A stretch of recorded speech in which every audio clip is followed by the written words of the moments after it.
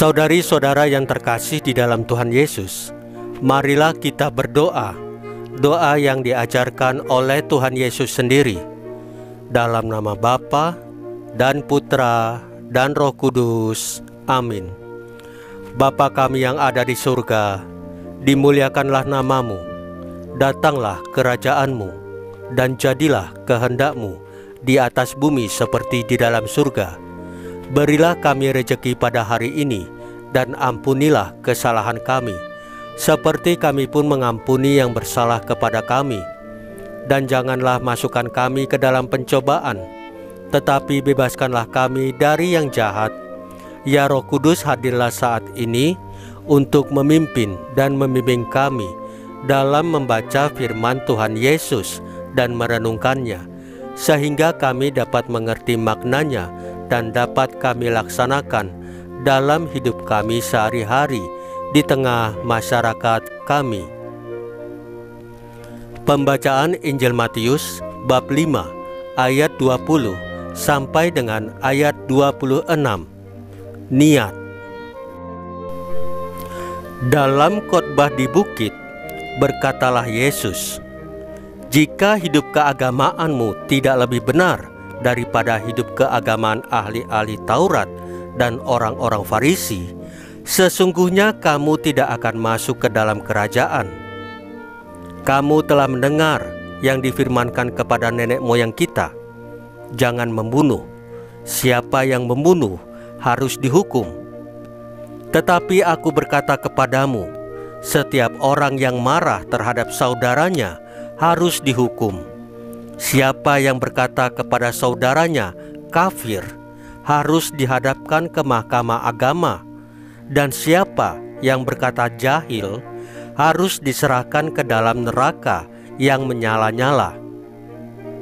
Sebab itu, jika engkau mempersembahkan persembahanmu di atas mezbah dan engkau teringat akan sesuatu yang ada dalam hati saudaramu terhadap engkau, tinggalkanlah persembahanmu di depan mezbah itu, dan pergilah berdamai dahulu dengan saudaramu. Lalu kembali untuk mempersembahkan persembahanmu itu.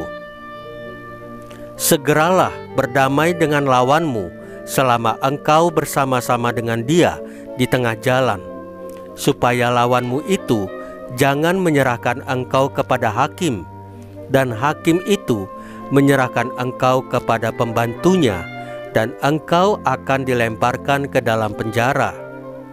Aku berkata kepadamu, sesungguhnya engkau tidak akan keluar dari sana sebelum engkau membayar hutangmu sampai lunas. Demikianlah sabda Tuhan. Terpujilah Kristus." Saudari-saudara yang terkasih di dalam Tuhan Yesus, orang tidak bisa dikatakan baik hanya karena secara lahiriah ia terlihat patuh pada hukum. Niat yang melatarinya juga perlu diperhatikan guna menilai perilaku seseorang.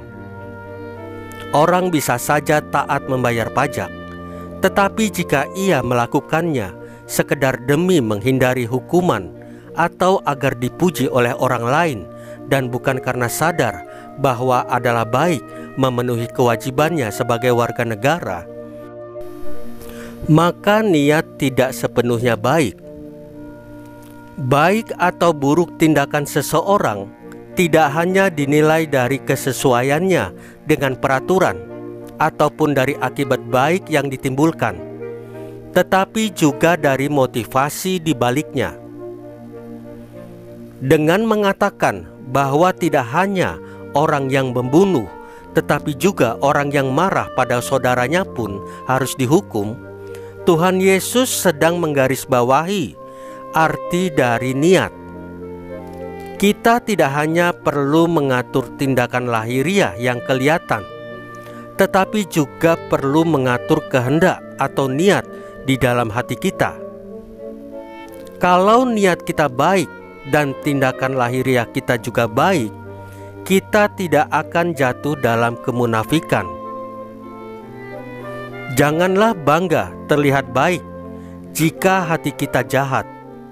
Tindakan lahiriah yang sungguh baik muncul dari hati yang murni. Saudari-saudara yang terkasih di dalam Tuhan Yesus, marilah kita berdoa.